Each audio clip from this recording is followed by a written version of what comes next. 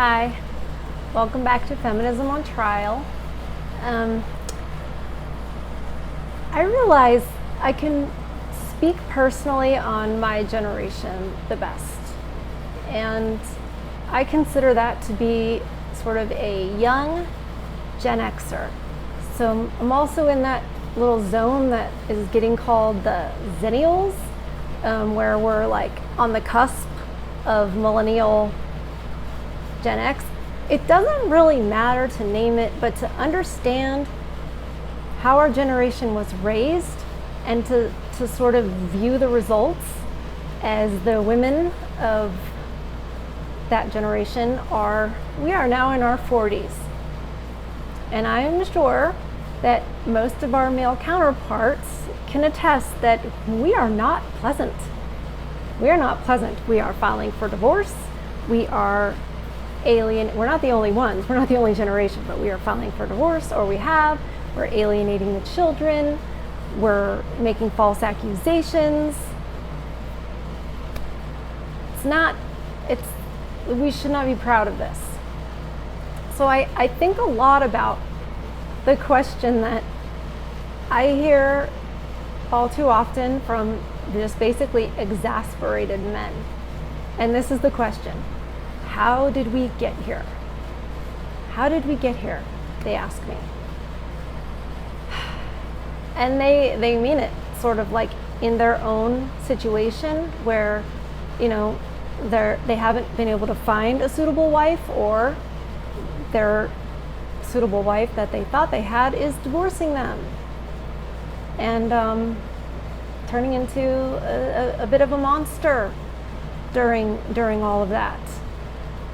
So how did we get here? Well, obviously it's complicated and there are a lot of ways to look at it, but here's what I think is really interesting. One of the things that's interesting, movies like Say Anything, and if you're not familiar, which I wasn't, it's the one where John Cusack holds the boom box above his head to try to win over Diane Court, who is this lovely young lady who takes care of old people and is sweet and dresses, very feminine and all of this. I found out in my 40s this was the ideal woman.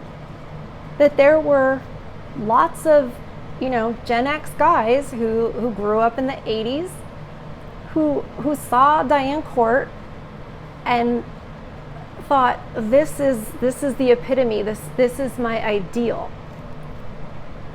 I never even saw the movie, and I didn't know that guys were actually watching. I didn't know that men were consuming sort of that type of media, and I didn't know that that's what they were getting from it. What I thought growing up, and I would say a lot of women my age thought the same thing, and the evidence is you can just use your own memory and really your own eyeballs and apply it to what's going on now. What I thought that guys wanted was girls who looked like the video vixens, the hot chicks in the heavy metal videos with the skimpy clothes and the this is like sexualized, you know what I mean? It never occurred to me that they wanted this, that's other thing was their ideal. I had no idea. And I don't think that other girls did either, because they'll deny it, but hey, I'll admit it. We women, and all of us females, we do like attention from men, and if you say you don't and you're a woman, you're lying to yourself or to others, because women clearly seek male attention and they will do what they think will work to get it. Also, women seek relationships. So if we had known that the guys wanted Diane Court, I think we would have been more like Diane Court and a little less like Madonna or Britney Spears. I mean, name your whatever. So even though there were guys being raised in the 80s and 90s and girls being raised in the 80s and 90s, it's like somehow the media we consumed targeted the girls over here and targeted the guys over here, and we got completely different messages, to the point where I thought I needed to look sexy. Now, I didn't dress like a slut or 304 or anything like that. I didn't do that and didn't behave that way, but I never thought the wholesome look was the way to get attention. Anyway. Yeah, I feel like, because that was more me. I would have been much more comfortable doing that. Way more comfortable. And I would imagine other girls too. And it would have helped shape us. And where were our dads? Where were they? Where were they to tell us? And where were our moms to say, hey, this is how you should be? They weren't there. We're the first generation. We're called the latchkey kids. And I know I've said that before in videos, and I'll say it again. We're the ones that raised ourselves. Because we're the first generation where, by and large, our moms had careers. So we went to daycare. And we got off the bus and let ourselves in the house. And the television and the school raised us. Mom was at work. Dad was at work, which is fine. But they weren't telling us what we needed to become and how to find a suitable husband, how to find a suitable wife. So the media was doing it. So guys are looking at Diane Court thinking, yes, that's what I want. That's who I want to raise my babies. And girls are watching Madonna and all of that portrayal of women, thinking, oh, that's what I need to be. That's what an attractive woman looks like. That's what I need to be. And it did get attention. And so you think, oh, I'm doing it right. No, you're not. That's not the right attention. But that's another topic about, is it relationship attention or is it recreational purposes only attention? And women don't know that there's a big difference, and that guys absolutely categorize us that way when they look at us and they want to engage. It doesn't mean that they participate in the recreational only activities, but they still would know, like, that's what she's for. That's not wife material. That's fair. But we honestly, I didn't know. And I don't think the other women know. And for this generation, I mean, it's pretty much too late. But the other thing, besides the fact that we thought that we needed to be sexual to be attractive, the other thing we thought that we needed to be was a career woman.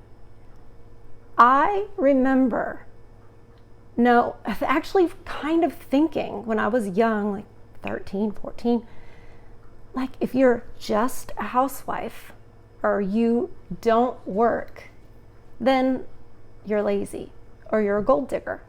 So you should have a job, you should have a career, you should want to be more than just a housewife. And any man worth his salt, that's what he'll want. So I marched my little self off to college. I'm going to be a journalist. Oh, that won't make enough money. I'm going to be in advertising. Okay. Lo and behold, guys don't care about your career and your money and all the rest of it. But I didn't know that. If I had known that, I would have stayed home. If I would have known that, I wouldn't have sought that out. And I will tell you that, the men seemed to be interested in what our majors were, what our careers were going to be. My on and off again boyfriend at the time, like, I talked to him about it. He thought switching to advertising was a good idea. So I was like, yay, this will be great. So when we're married one day, this will probably be my salary. Excellent. I actually talked to him before switching my major. And he was like, yeah, that sounds like a good idea. So, but you know what I think? And I know you guys are already there, you're jumping ahead. But I think that he didn't care what my career was, but he knew he wasn't supposed to say that. So he wasn't supposed to say it, so he didn't. So I guess our generation of guys was like pretending that they cared about our career and all of that because they thought they were supposed to, because they were told that what, they're a chauvinist pig or whatever. If they don't, it's crazy. It's insane how we can be led to believe these things that are so far from the truth. And once you find out, you go, of course. It makes total sense. So one of the sad things that, well, I guess it's kind of sad. One of the guys that I talked to who's red-pilled and inspired me to make this video is that he said, Diane Court doesn't exist. And that was one of the saddest things that he had to come to realize as he got older, was that Diane Court doesn't exist. It was a lie. And I didn't even know that guys were watching that, let alone desiring that. It's interesting how it all played out and how it led to where we are now. It's not the only thing. There's so many layers of this, and it's insidious. There's so many layers to it, and like I've said in other videos, it's everywhere. It's in all the media. It was never, nothing was ever pro family. Nothing was ever designed to let us see the truth of who we really are and who the other is. Because imagine growing up and not having a clue what the other sex wants, is interested, but being sure that you know. And I'm talking about the women. We thought we knew. We didn't know. And look how messed up we are. Just another one of those things. Just another one of those things. Diane Court doesn't exist. And I'm so sorry.